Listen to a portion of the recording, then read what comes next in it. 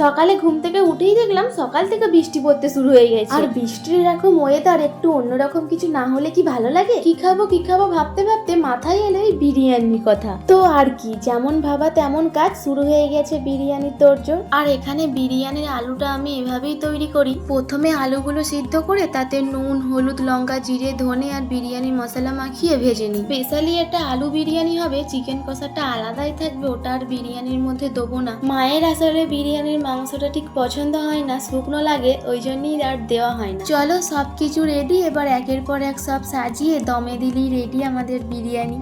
এখানে আমি প্রথম 5 মিনিট হাই ফ্লেমে আর পরের 20 মিনিট লো ফ্লেমে রেখেছিলাম। আর জানো তো, বাড়িতে বিরিয়ানি হলে বেশিরভাগ দিন আমিই করে থাকি। মা আগে বিরিয়ানি খেত না, আর দোকানের তো মোটেই পছন্দ করতো না। তারপর একদিন মাকে বাড়িতেই করে খাওয়ালাম, সেটা মায়ের ভালো লেগেছিল, তারপর থেকে এখন খাই। সো যখনই বাড়িতে বিরিয়ানি হয় মা বলে তুই কর, তুই ভালো পারিস। তো সেই থেকে বিরিয়ানি ডিপার্টমেন্ট আমার।